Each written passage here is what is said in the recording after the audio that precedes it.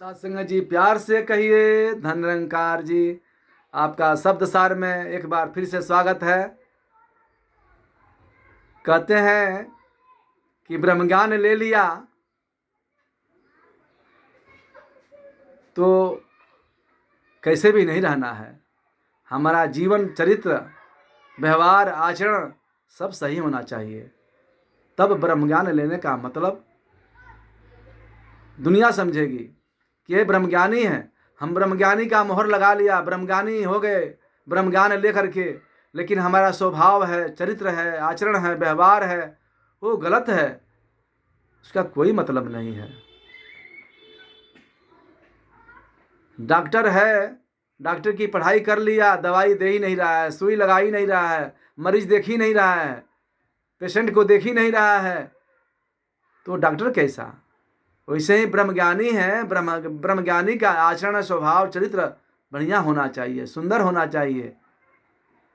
तब ब्रह्मज्ञानी, तब संत, तब महात्मा, तब महापुरुष, तभी कहा जा रहा है।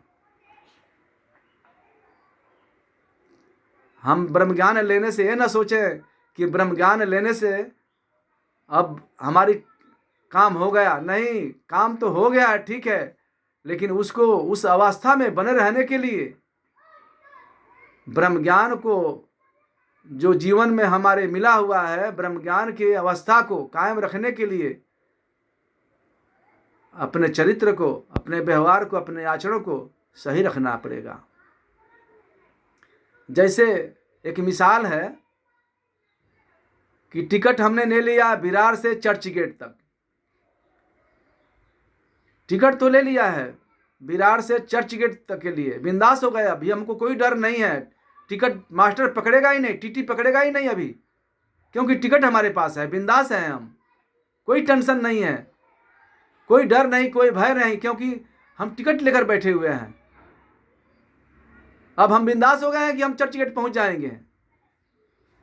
लेकिन ध्यान देने वाली बात है कि अगर बीच रास्ते में ही हमने किसी ट्रेन में किसी से झगड़ा कर लिया, हमने बैठने के लिए धक्का लगने पर या किसी भी कारण से हमने ट्रेन में मारामारी कर लिया, जब मारामारी कर लिया पुलिस आएगा, पकड़ के लेके जाएगा, तो हम चर्च गेट नहीं पहुंचेंगे, हम जेल में पहुंच जाएंगे, पुलिस चौकी में पहुंच जाएंगे। टिकट होते हुए भी चर्च गेट नहीं पहुंचेंगे, पुलिस चौकी पहुंच जाएंगे। क्या वजह है, क्या कारण है? टिकट तो था हमारे पास, हम क्यों जेल में चले गए, क्यों पुलिस चौकी में चले गए?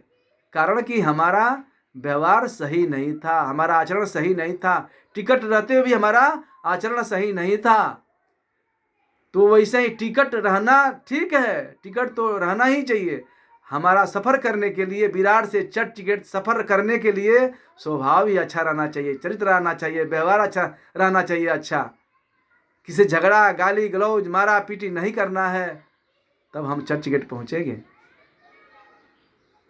जीना मरना तो प्रभु के हाथ में है, वो तो विषय अलग है, लेकिन जो आचरण व्यवहार बनाया गया है, हम सही सलामत किसी से झगड़ा न करें, प्रेम से, मिलवर्तन के भाव से, हंसते हुए हंसाते हुए हम जाएं, यही वो तो ट्रेन का उदाहरण है। ये सफ़र है जिंदगी का, वो ट्रेन का सफ़र थे विरार से चर्च गेट तक, ये उदाहरण था। लेकिन हमारा जीवन का सफ़र है, प्रेम से हो, नम्रता से हो, सहनशीलता वाला हो, क्षमा वाला हो, दया वाला हो, मिलवर्तन वाला हो, भाईचारे वाला हो, मानवता वाला हो, इंसानियत वाला हो। ये हमारा सफ़र होना चाहिए जीवन में। तो हमारी मुक्ति तो है ही है, लेकिन मुक्ति हो करके भी अगर हमारा आचरण सही नहीं है, हमारा व्यवहार सही है नहीं है, हमारा बोल वचन सही नहीं है, रहन सहन सही नहीं है, तो मारा पीटी होगा, जेल में जाएंगे, कोर्ट कचहरी में जाएंगे, कोर्ट में केस होगा, फौजदारी होगी, कमाया हुआ पैसा केस में जाएगा, बाल बच्चे दुखी होंगे।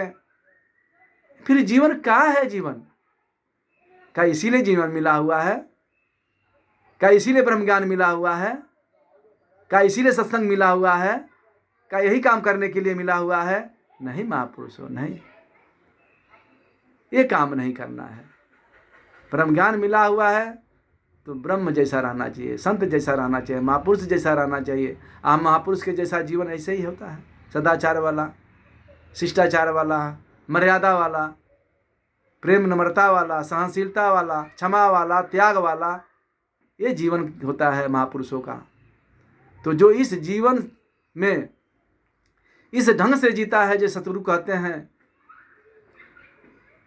अगर ये गुण हमारे अंदर है, दैवी गुण हमारे अंदर है, तो जीवन में आनंद आएगा।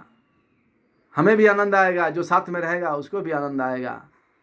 और ये दैवी गुण कहाँ मिलेगा? प्यार, नम्रता, सहनशीलता, दया, क्षमा, त्याग, ये कहाँ मिलेगा? संतों के संग में मिलेगा, सत्संग में मिलेगा। हम सत्संग का सहारा हमेशा लेते रहें, सत्संग कभी न छोड़ें, क्योंकि जीवन में आनंद लेना है, जीवन में सुख लेना है, तो सत्संग हमेशा करते रहें, सत्संग हमेशा करते रहें। आया पुलावा राम का, दिया कबीरा रोय, जो सुख साधु संत में, वो बैकुंठ न होय। तो आइए ऐसे संतों का संग करते रहें, अपने जीवन में बहार, खुशियाँ, आनंद लूटते रहें। प्यार से कहिए धन निरंकार जी।